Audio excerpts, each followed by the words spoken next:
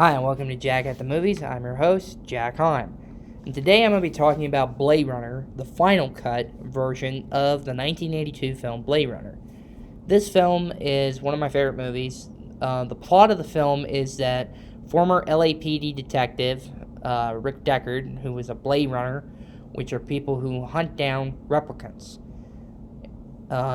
who are cybernetic machines who are not allowed in Los Angeles or on Earth, and during it, 6 replicants escaped from an off-world colony, and during it, Deckard is asked by his old boss, Captain Bryant of the Los Angeles Police Department, to come out of retirement to hunt these replicants down.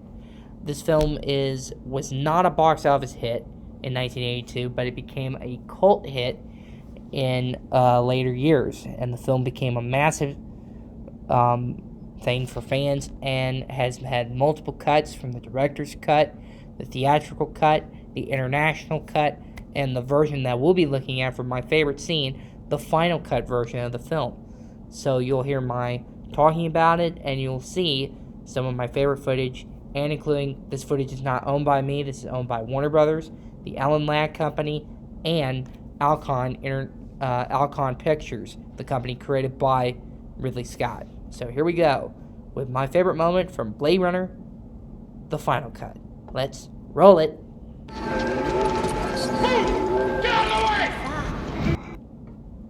The gun that Deckard's using in this scene is a futuristic gun, which is called the M2019 pistol, which was designed by Sid Mead, who was a model worker and special effects person who worked on Blade Runner for designing the special effects and the futuristic stuff for Blade Runner.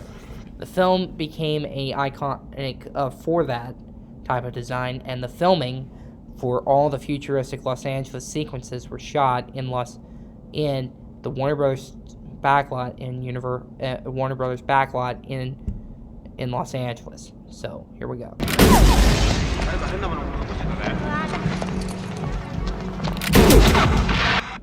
Now here comes my favorite moment. For this scene, Zora's death was done in 2 different shots. For some of it was done in 1982, but this version that you're seeing is from the 2007 version, when they asked the actress to come back to do some digital work that would allow her actual face to come into the footage. Because in 1982, Janet Brady, who doubled Sally Field in Smokey the Bandit, was shown in that footage doing stunt work instead of the actress who played her. The scene is an iconic sequence for the type of film, even though that glass would not be done, but it was used for dramatic effect. I enjoy the use of score done by Vangelis, who had passed away last year. I enjoy it as a bit of showing the beginning of what the cyberpunk genre would become years later.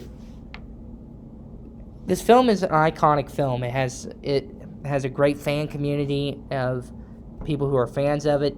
It has had multiple different versions of this film. It is one of my favorite films of all time, and I am doing this video as a special happy birthday to Warner Brothers, because this year, 2023, is 100 years of Warner Brothers, and it's a special happy birthday to Warner Brothers, of the people of one of my favorite movie studios, and a studio which has made multiple different films that are my favorites of different genres. So I hope you guys enjoyed seeing and hearing my thoughts on this film. So we'll see you next time. For now.